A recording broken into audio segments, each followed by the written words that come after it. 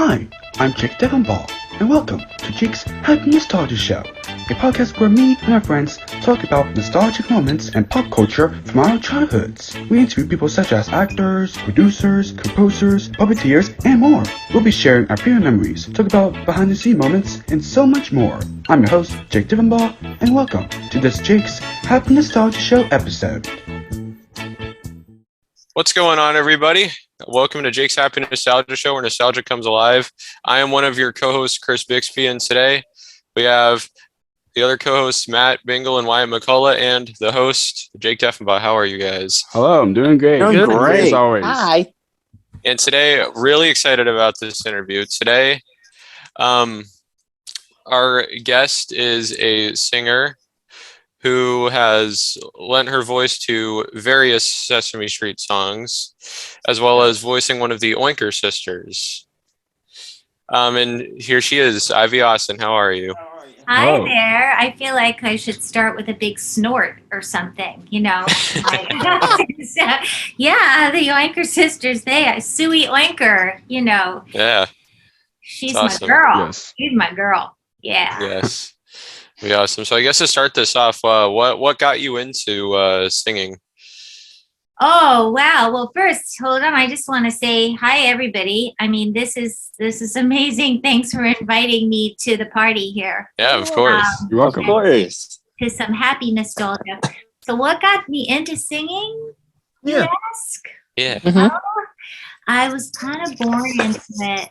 My father was a musician, and it's funny, I was just telling this story to somebody the other day that I have one of those born in a trunk stories. There was the movie Star is Born. I don't know if you guys know that, but since I know about that movie. Nostalgia Kings, you probably do. Yeah. But my mom and I traveled on the road with him with shows for years. So, you know, my nursery school was Flower Drum Song, My Fair Lady, How to Succeed in Business Without Really Trying. So I always had stars in my eyes. I mean, there was nothing else in this world for me except showbiz. It's in the blood, can't get it out. Nice. Really nice. That's awesome. Mm-hmm. So Jake, why don't you ask the next question? All right, well, you made your film debut in Grease 2 as the girl Greasers. What was it like being that? Okay. Well, my film debut was sort of I haven't done a lot of film work, so that was an absolute hoot for me.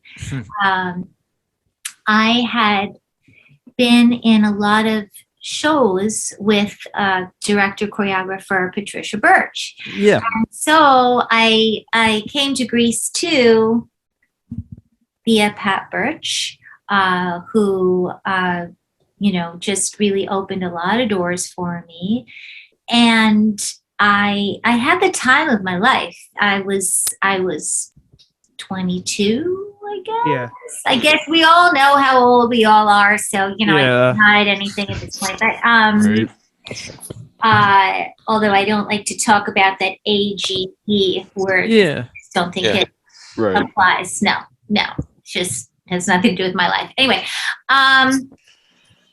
it was just a real kick being a theater kid from New York City and to be in Hollywood and on a set for 4 months, dancing my patooties off, and also creating a little character in the process. And little did I know that Nerd Girl, which is how the Grease 2 fans refer to me. You know, I didn't know that Nerd Girl would ever jump off the screen. So I'm loving that. And, you know, it's the gift that keeps on giving. It's 40 plus years now. And for me, it was just a fantastic time. And I've also stayed active with the fan base, and several years ago, even went to a reunion in London because they had done a production a show they called Cool Rider, which was a concert version of Grease 2. So yeah, it was amazing. I mean, it was just, they did a fantastic job, and we all bonded. And before you knew it, the last performance, I couldn't help myself. I put my hair in braids and asked my son to please give me his glasses, even though I couldn't see through them, and went on stage and sang a mashup with the cast. So I just love being a part of it. Nice, that's very awesome. Being a part of something like that is amazing. Yeah. Yeah, so Matt, I feel like it would be cool if you asked this question to kind of get into. Okay. I guess. Yeah, come on, bring it on. Yeah, all right. Yeah. I feel it's a pretty. I've been following you for a long time. Yeah. Especially one song in particular. Yeah. I feel like this is pretty obvious considering you had brought up Danny Epstein earlier. But how did you get involved with Sesame Street? Nepotism. No, it was. Come on, guys, let's embrace it. Really, when you think about it, how does anybody get a foot in the door anywhere? Either you need a champion somewhere, and I happen to be fortunate that my dad. I was already studying and determined to be in show business, and anyway he opened the door for me there. And for a while, well, actually for many years, I felt kind of funny about that. But then when I had a whole string of credits that I had, gotten on my own, like having starred in a Broadway show and having done my 8 years at New York City Opera, I thought, okay, maybe it's all right that you work there. Like maybe it's your own now. And anyway, Sesame Street obviously has always been very close to my heart, whether I'm working there or not working there, because my dad was part of the original team, and That's right. And I guess I think I was 11 when he first started working on this project. So been, kind of the family business. I bet. I mean, it's amazing to be a part of. Amazing. Oh, yeah. I know Matt here is trying to get his start on Sesame. Trying.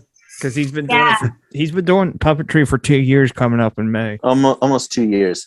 Oh wow, good for Awesome. you. Yeah. Awesome. That's right that you're talking through your puppet here. Aww. Yeah. So you sang on Sesame Street. Did you ever get to see your work performed? Once in a while, but I couldn't see who that question came from because, was it from you, Wyatt? Yeah, it was. I only see a piece of your head Sorry. on the screen. Sorry. Yeah. Yeah, right? There you go.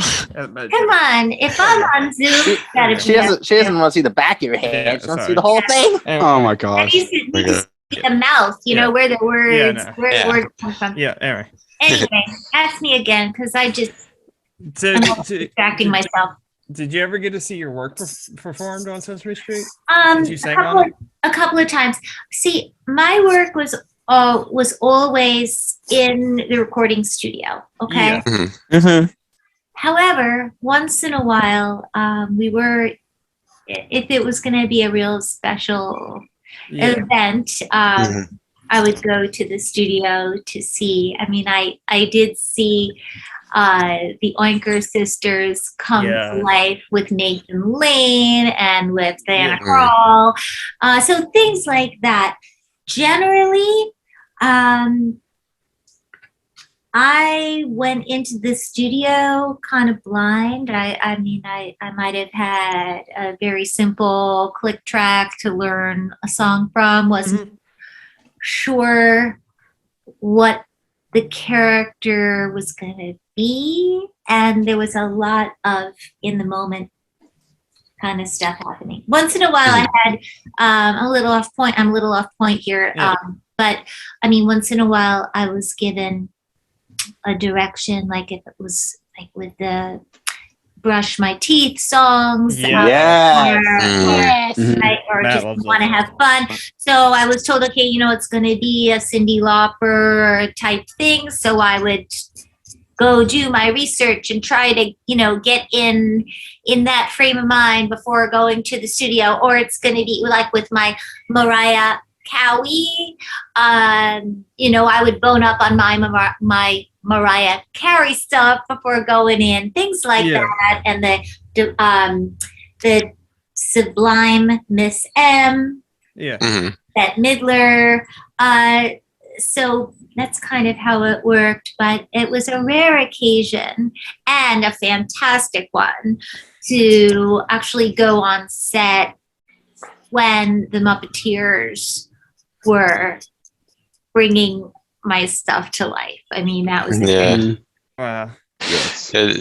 This might be a difficult question, but do you have a favorite Sesame Street song you've sung? There's so many that you've done that we love. Oh, that's tough.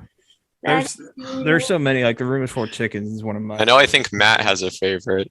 Yeah. Okay, bring it on. There's a couple of them. We had brought up Kids Just Love to Brush earlier. That's one of my favorites. Let's Go Driving. Oh wow, you guys I love back. I gotta be honest. I gotta be honest. I love Let's Go Driving. They ruined it in the newer version. Oh no. The newer version is way better. Yeah. And of course, Cereal Girl. I mean, Cereal Girl. Yeah, that's probably my favorite. That's probably my favorite. Yeah, very catchy song. That's a favorite of mine. Yeah. That's and probably also my Exploring favorite. in Your Closet. Oh. I love that song. Right. Oh my gosh. Yeah. Boy, this is like Stump the Band here. I mean, you guys, you're hardcore. Thank you. But I mean, look, I was always very partial to my Oinker Sisters stuff. Yeah. When I would be explaining to people I got a new way to walk, or I would have to write a quick bio, some job I was doing, and I would always say, when she's well known for her international hit as Sooey Oinker is I got a new way to walk. And I never knew how that went over with people, but I just always got a kick out of the fact that so many kids knew that song. Yeah. There's also actually a song that so many kids love that was it was on a video, I think it was a video, or Take the Hand of Someone You Love. I don't know that was ever on the show. Wow. Come on, guys, you got to go do it. It sounds familiar.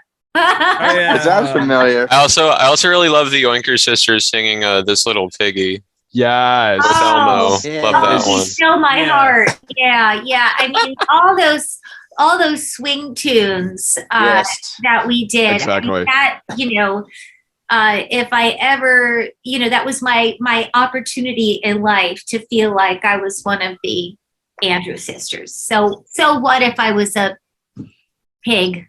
Yeah. It wasn't on video, by the way. I looked it up. It wasn't. Yeah. And also Boogie Woogie Piggies also. Yes, I was just going to bring that up. Boogie Woogie Piggies. That's a favorite. Yeah. And I know on topic of the Oinker Sisters, I know Chris had a question about a certain song. Oh yeah. What was it like working with since we mentioned a little bit earlier, what was it like working with Nathan Lane on See, we didn't really get to work with Nathan. When there was a song with a celebrity, usually, and let's say the Oinker Sisters were doing the background vocals for a celebrity. Right. We would go into the studio and do our thing, okay? And then, and his, like, whoever was the celeb may have pre-recorded their solo, and we would match that. Or sometimes we would do the background vocals first, and then whoever was slated to do the lead on it would come in later and lay down the track, just according to their schedules. And so when, for instance, I'd mentioned earlier when I had gone into the studio to watch the whole thing with the Muppeteers and Nathan Lane, I mean, I just was in the audience there, just watching those girls, watching those Oinker girls, So, because we had Stephanie DeBruzzo on in the past who we did did one of the Oinker sisters in that. Nathan Lane. That was awesome. I love Stephanie. She is so great, and I actually listened to the show that you did with Stephanie. Thank you. Nice. Yeah, that was so fun. That was so fun. And just skip over that one part where Jinky said something about the Oinker sisters. We were gonna bring that up. Yeah, there was a part where he mispronounced. Excuse me for saying this, Jake, but he mispronounced the Oinker sisters as the Oinky Sisters. Oinky Sister. I was talking about a different word or something. I think that's probably a common. Oh, don't worry, we got on him for that. That's probably a common mispronunciation, though. I feel like the Oinkies? Oinker Sisters. Yeah. That was what I was going to call instead. Yeah. Matt, I was gonna mention that later, but since you beat me to the punch, Hey, Matt, I know there was something that you mentioned to her she didn't bring up about. What was that she didn't remember? What was it?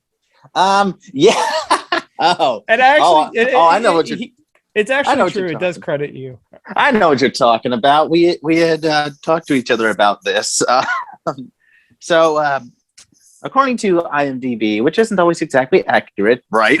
It isn't. You had done some work for Blue's Clues, and you had told me that that there were a whole bunch of like crossovers of kids shows, and whatnot. Okay, forgive me, everybody in the world. I don't remember if a recording. I don't remember specifically Blue's Clues, but I probably did. I mean, I had done some.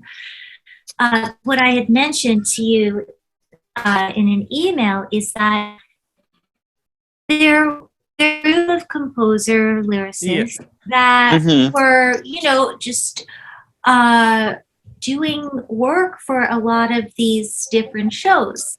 And if I happened to be one of the singers that had a relationship with these people, and I would kind of be on the list of people to call for the recording.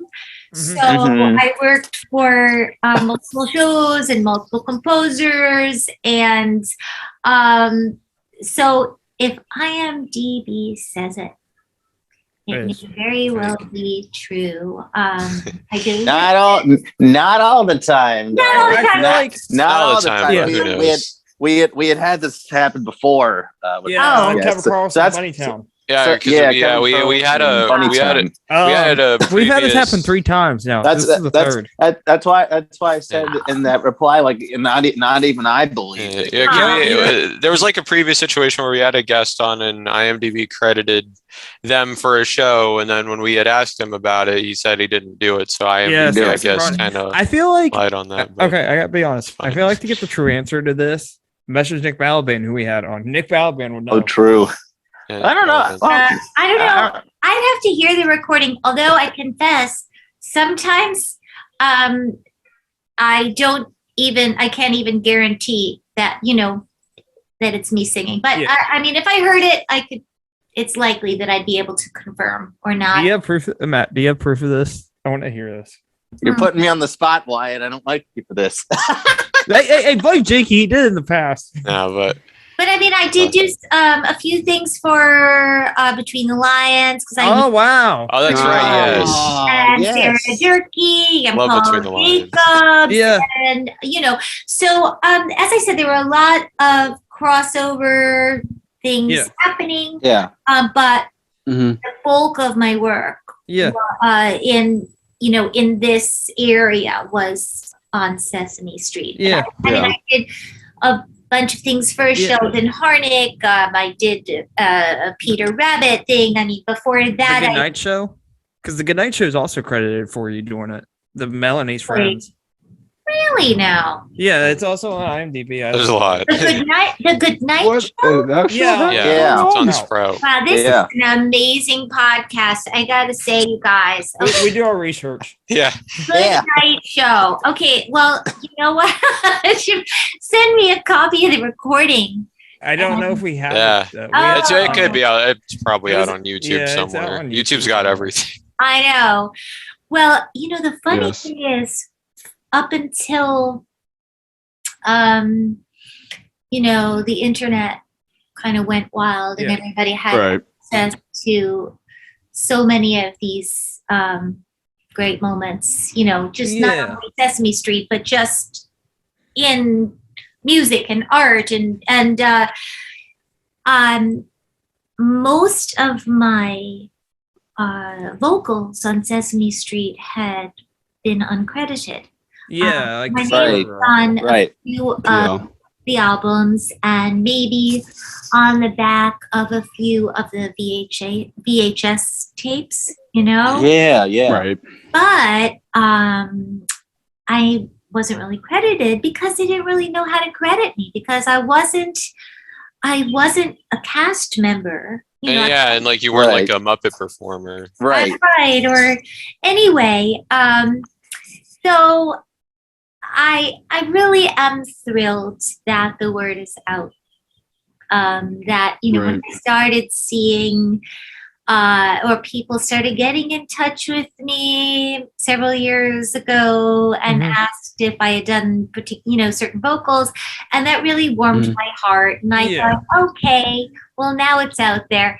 So I actually I was just amazed to see how many of these recordings were out there on YouTube. So I made myself a little Ivy Austin YouTube channel and started collecting them. You know, so I made there's a lead vocal playlist and a background vocal playlist, but it sounds like there may be more things that that are out there. You know, you're jogging my memory here. Yeah. If somebody knows some of the answers to these, please tell us if she did this. Please. If someone watching or listening knows the answers to some of these, please tell us. Because I just looked it up and I could not find it, so I don't think you did it. So do you ever think the Oinker Sisters would still be well known now as they were back then? I don't know. I mean, I don't know the answer to that. I mean, we hope we go down in Sesame Street history. There were I had a couple other sisters besides Stephanie. Stephanie wasn't always on the Oinker Sisters recording, so it was Angela Capelli and Annette Sanders. So we recorded a lot of those trio sets together. Yeah. And would if the Oinker Sisters were to say come back, would you return to voice Sooey? Yes. Come on. Yes, did I say that? Come on. Yes. I mean, come on, bring him back. I'd like to see him come back. I'd love to see him come back. Here's the thing. They should have brought him back in the 50th anniversary special. Yes. Why didn't they? Why didn't they? Another thing we talked about was Oinker Stephanie. Sisters, where are you? Another thing we talked about with Stephanie was like all the beloved Sesame Street characters who haven't, popped up in a while. Little Chrissy. Little Chrissy, yeah, that's another one of them, yeah. Little Chrissy and also Oinker Sisters, yeah. Also, can we give Jakey a round of applause? He actually got the name right. Thank you, Jakey.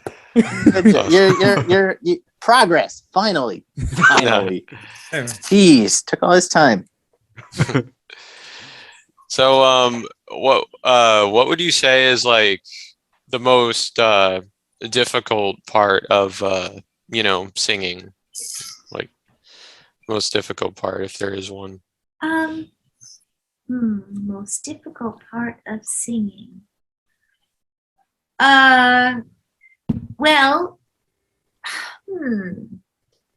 I always put a lot of pressure on myself in the studio because I think also having grown up with a father who was a musician and had spent a lot of time in the studio, I always, even when I was really, really young, I knew that it was studio. When you go into the studio, time is money, and I just always put a lot of pressure on myself, to walk in prepared, or sometimes we had to learn things on the fly, and which, some days are better than others with that. Harmony is not my strong point. Okay. I like the top part, nice and high, a nice melody. But so harmony was always a little challenging for me to get in my head on the fly. But also, to be consistent and to do however many takes you need to do and still perform at what I hope was my highest level. Right. Yeah. Right. Yeah. Right. So, why don't one of you ask the next question? Jake, go ahead and do it. Jake. All right. Well, is there any advice you would like to give someone who wants to become a singer? I can give advice based on only my experience because the world of becoming is so different right now. Yeah. Exactly. I don't know how else to put that. You have to understand okay, let's see. I have to try to make this somewhat articulate because I have so many feelings about this. You have to find a teacher who you trust, somebody who will keep your voice safe and healthy.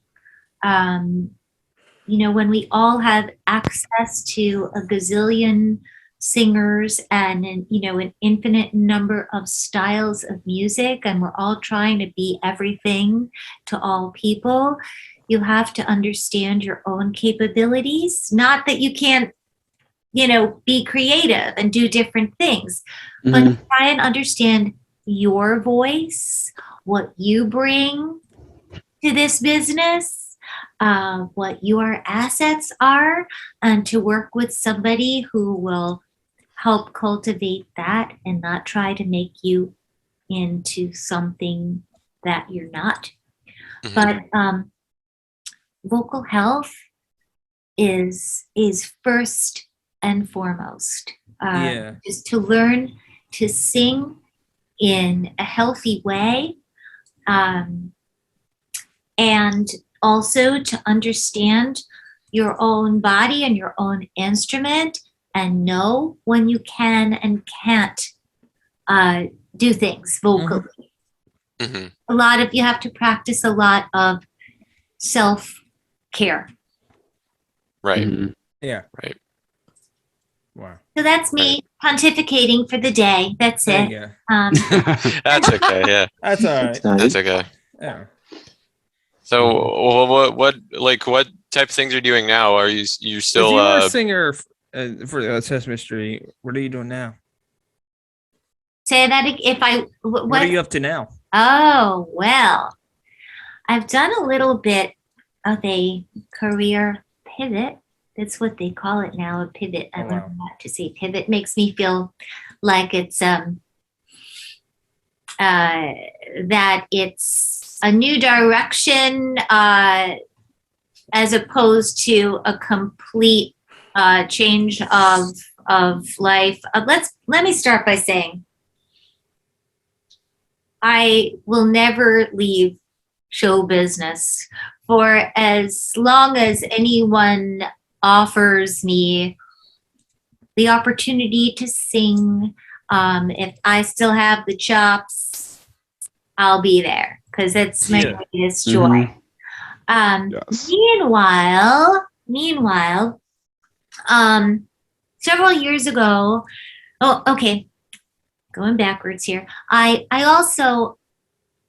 really love reinventing myself. So my career has had a number of different turns. And I don't know how much you know about the other pieces of my career, but I spent a number of years at NPR working with Garrison Keillor on Prairie Home Companion, and I've done my stage work, and then I've worked as a teacher of the arts and a voice and some playwriting, and anyway, and some producing and hosting and writing and lyrics.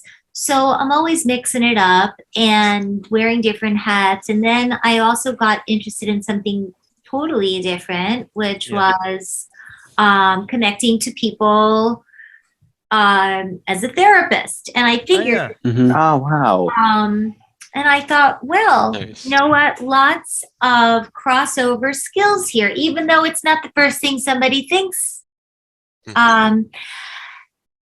If you're a performer and you are singing a song, and your goal is to connect with your audience simply and honestly, and hopefully give them a new perspective on something, maybe even change the way somebody looks at something. So that's really what art is, right? I mean, Absolutely. For sure. changing somebody's perspective. So I got this kooky idea, I'll go to grad school and get a degree as marriage and family therapist, which I did. And so I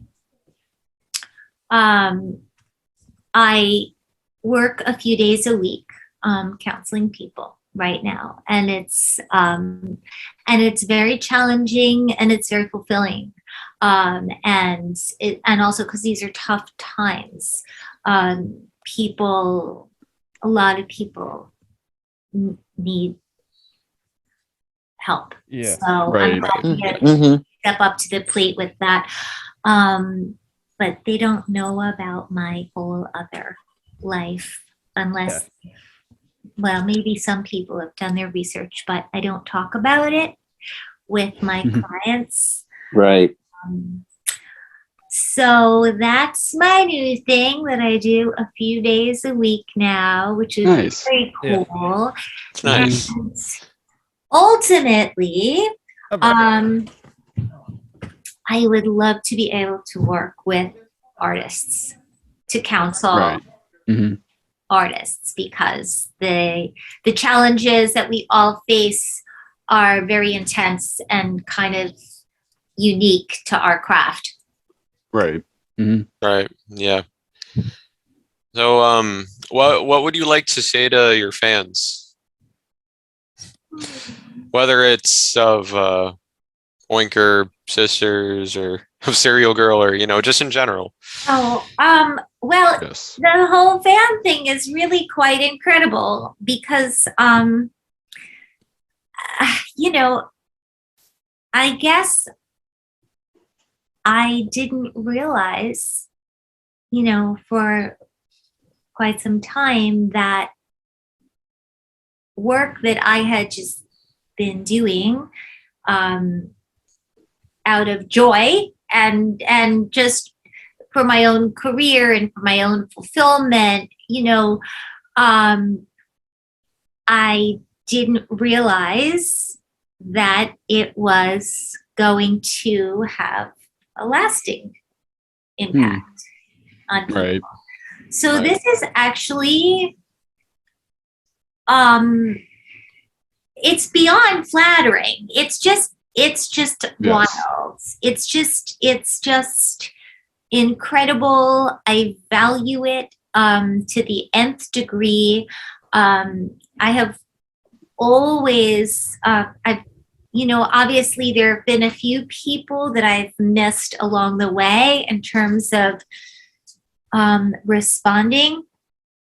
But for instance, the Garrison Keillor work I did was a long time ago already, and there's still a fan base there, and people get in touch with me and I write back to them because I am just so I'm so flattered that they might be thinking about a recording that I did 2 years ago. And the same with Sesame Street. Especially they were still talking about the Oinker Sisters still to this day. Yeah, really. The Oinker Sisters and and also that I've had the good fortune of not only being known for certain recordings, but I'm a piece of this monumental thing. Sure. Right. Sesame Street, and so I get to enjoy all the benefits of that too. And then there are the Grease 2 fans that are unbelievable, and they've been out there for 40 years. And also a new thing that maybe you don't even know about, but I have to mention since you asked about fans. In 1986, I did a musical called Raggedy Ann on Broadway, and I played Raggedy Ann, and it was short-lived. The critics were not thrilled. Nevertheless, it has been rediscovered, and it's also developed this humongous fan base on TikTok. I'm now a cosplay character. It's nice. Anything, by the way, you said something to one of Matt's friends, Alex? Yeah. Yes. Hey, He was hi, actually Alex. a previous guest. Yeah. Alex. There you go. She brought you up in her interview. Yeah, she brought you up in our interview we did recently. Yes. Oh, wow. She's a great pal. And didn't you cover Serial Girl in one of your recent live streams? Or didn't? That's right. We did. Yes, we did. That was fun. Yes. So fun. It's awesome. So fun doing those songs, All right. especially those from back in the day. Back to what you were saying before. Oh, yeah, you were asking about fans, and I had mentioned a group that you may not know about because I talked about the other ones before, and obviously this legendary fan base like you guys with Sesame Street, which is just so awesome. Thank you. That with this musical Raggedy Ann that I had done. Oh, yeah. And so there have been all of these incredibly dedicated fans of the musical that are now joining together, and they're trying to resurrect it. And anyway, I have been as supportive as I can be, and that's my thing. That's awesome. I mean, fans are what make the artist. Yes. Silly. It's Absolutely. all about that connection. And I am all about engaging with people. If somebody is, first of all, it's not easy to reach out to a complete stranger. Right. Yeah. Mm-hmm. So if somebody reaches out to me, I mean, sometimes I might, as I said, I might miss something, Right. I'm not perfect, but I do my best to keep up with it. And I just always, I so support, engagement, and we'll see what happens with the Raggedy Ann thing. Yeah. They call themselves RARE, the Raggedy Ann Revival Effort. So, and now I know you guys with your happy nostalgia. It's so You even met the host of Nostalgia Talk, who's amazing. Yes. Oh yeah, that's right. Yes. Nostalgia Talk is another good. Yeah, James. Yeah. Jason, another is great it Jason? podcast. No, it's I think James. So. James, if you want to, James, reach out to us. We'll do a call. I think his name is James Noble. I think James Noble. James, reach out to us. James We'll Nobes. Yeah. He's so great. James. He is really great. Yes, he Shout out did. to you, James. I think I saw you did like a GalaxyCon chat with like Kevin Clash or Steve Whitmire, one of them from Sesame Street. That's cool. awesome.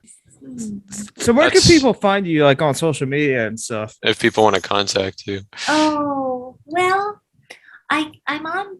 Okay, I've had to cut back a bit lately because of my work takes so much out of me, and we know that social media. Okay, right. We wouldn't be here together if it weren't for social media. That is true. Right. Yes. Right. Yeah. So, I'm on Facebook.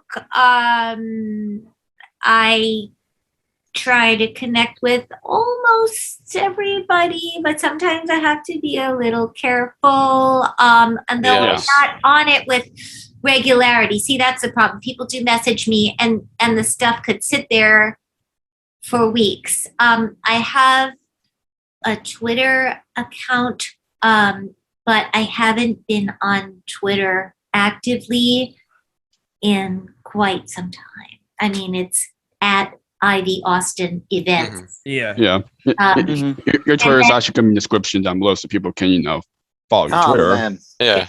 But the truth is, I haven't really been that active. I've been trying to cut back a bit, and then I guess people they visit my website, ivyaustin.com, and give my email, and so I do what I can, but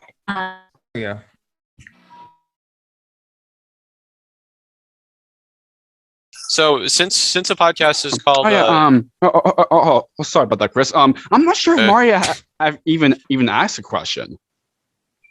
You get me to take over this human? Is that how it is, Jakey? Is that how it is? Jeez. Marty, do you have a question? This guy. Okay. Are you sure you want me to do it, Jakey? Yeah, Marty. Yeah, sure. Okay. Ahead. So, mine. Wait, hold on. Matt, hold on. Mine. Before we do this, I know you're the co-host now, but get out of the shot to make it a little bit more realistic. Yeah, you too. Hey. There you go. See, now it's really mine. Oh, geez. Okay, so this podcast is called Jake's Happy Nostalgia Show. When you think of nostalgia, what do you think of? Or how does nostalgia define? How do you define nostalgia? Yeah. Mm-hmm. Well, I tend to look at nostalgia as something that's very bittersweet. To me, it's about it's moments that you recall in your life that gave you that brought you great joy, and yet that you can never actually revisit those moments. Maybe in your dreams you can. Yeah. Mm-hmm. So Very true. When I think of nostalgia, I think of my own family. I have 2 grown sons. Nice. When my children were young and very innocent, and I think that's it. When I think about moments that really where I can connect with a lot of innocence, or maybe moments on a personal level, like early in my own career, things that I just went into very purely and innocently, and I just think about nostalgic moments. For me, it's always emotional, sentimental, and even if you could replay it, it would never be the same. Right. Yeah. Yeah. Very true. Very true. So I'm glad that you have a happy nostalgia show. Yeah. Thank you so much. Thank you. All right, mate. Doing the podcast has been lots of fun so far. We've almost been doing it for a year now. Almost a year. Our next episode is 40. 40. Wow. You're 40. 39. And I'll edit this part out, but our big 40th guest is Marty Robinson. Yes. Oh, I love Marty. Hey, can I say, speaking of Marty, he's one of Matt's idols. Yeah, he's one of my idols. Yeah. I'm excited. I'm Matt honored. actually technically has an OC of him. I mean, come on, the dude was telly, he was slimy. Where is he? he? Was Snuffy, he was. He is that's such amazing. a talented man and so kind. You think Marty Marshall's no. cool? Just wait till you see this. He has something. Ow, that's that's, nothing. ow, Trying to think ow, who that's else my we've had. nose. We've had Tyler Bunch on in the past. Oh, well, okay. Ricky I only Boy. met him in recent years. I never had the opportunity to work with him. Yeah. Yeah, Ricky Yes. Boyd. that's my nose. Yeah, we got I a want to lot bring this of. up. Did you also work with Emil Delgado? So what was it like working with him? Oh, we really didn't have the opportunity to work together. I just knew him a little bit at There he is, Julius. just to Hello, have a Julius. light conversation, but he was a lovely, lovely man. But Mhm. we didn't really work together because as I said, my work was mostly In the studio. recording studio. Yeah, Oh, who is this? Oh my That's goodness. Julius. He does. Oh. name's Julius. Does he Very not happy to remind you meet of Snuffy? Yeah. He Oh, does. wow. He does kind of look like Snuffy. There you Anyway, go. thank you so much for coming on. You've been a blast. This This was was an wonderful. absolute blast. Matt's dream Yes. come true. Thank you so especially. much for You guys- being Yeah, on. it was a dream come true for me. So I got an additional Yes. one. Would you come back on in the future? Heck yeah.